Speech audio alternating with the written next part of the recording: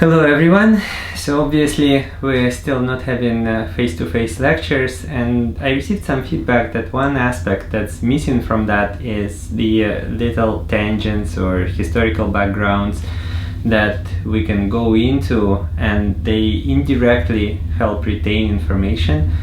So rather than just reading my notes and recording the empty audio, talking to a blank camera, which would be a bit sad, I recorded this video. Hopefully will make the dry material a little bit more palatable, and so yeah, just take it as a bit of entertainment and hopefully you'll find it useful.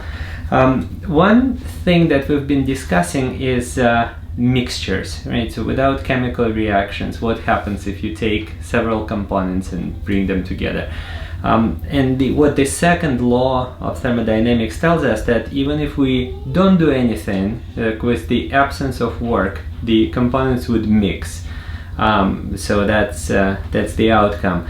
On the contrary, if you have a mixture, then separating it into components is quite difficult. That requires substantial work input, and that is somewhat intuitive. And why it is intuitive, we even have ancient stories that support this concept of how expensive mixture separation is.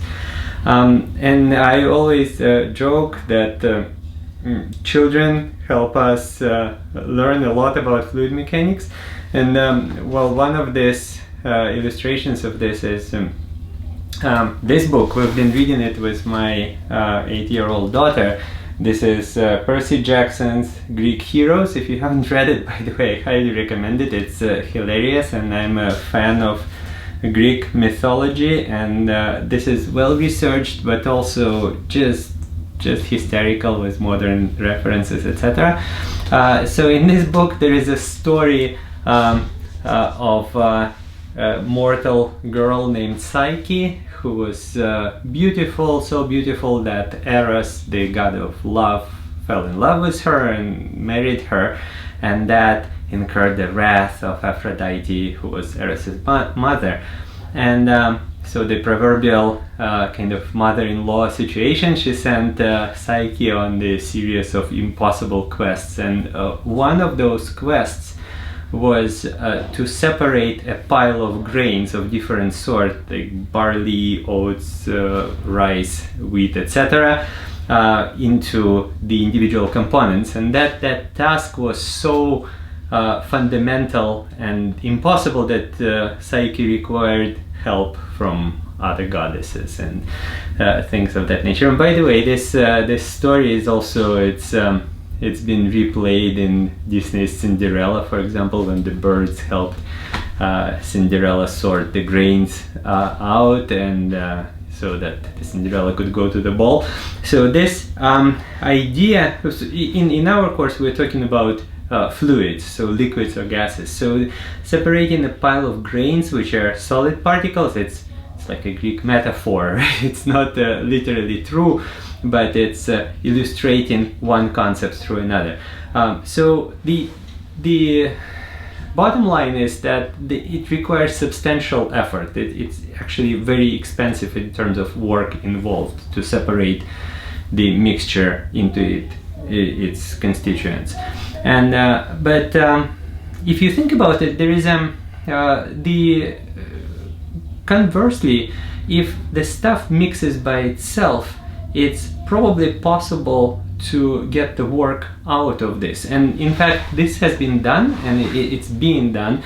The idea was developed in 1954 by a British engineer named Hatzell. He published a paper in Nature that described the process called osmotic power.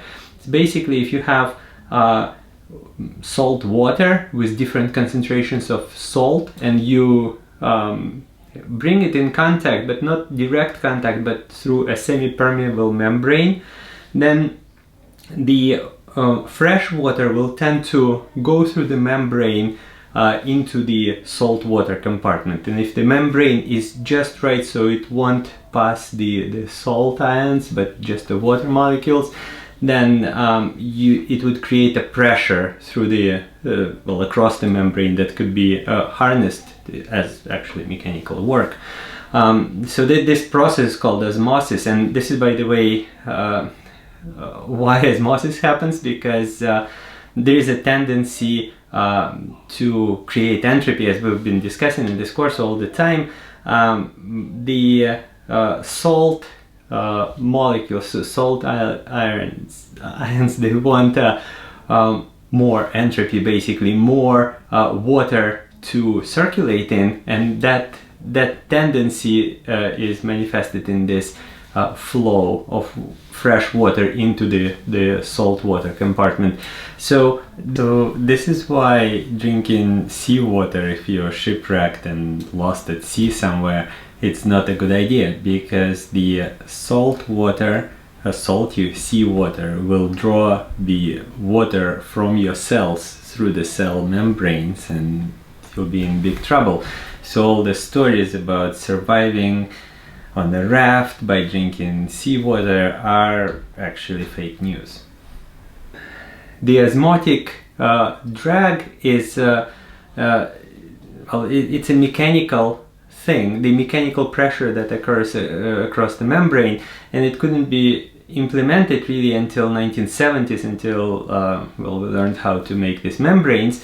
But commercially, the first osmotic power plant was built in 2009 in Norway. There was a company called Statkraft that built it and operated it. Actually generated some power, but it was subsequently closed because of the high maintenance and operation costs, so that didn't work commercially. And currently there is another type of osmotic power plants under development. It's the concept is called capacitive mixing, or cap mix, and this is basically where the salt and fresh water is separated by the membrane, but it's not the pressure across the membrane that's harnessed as power, but rather the electrical charge that builds across the membrane. And there is a European consortium that's operating since 2010, contains Netherlands, Italy, Poland, Spain, I believe, and they've been working on this. So here we go. This is it's a difficult process, so potentially the potential payback is huge, because there is an estimate that through this osmotic power one can supply all the power demands of the entire humankind. It would require a lot of water flow. So, for example, the equivalent of all water flow through the Amazon River or something like this. But the implementation is a bit elusive, so it's difficult. Well, even the ancient Greeks thought that it's difficult, and because of these stories, we kind of intuitively, we are culturally programmed to understand that it is difficult. So hopefully that helps. If at the very least, maybe provide some entertainment for you. So hopefully you're keeping healthy and safe, and I'll see you later. Thank you.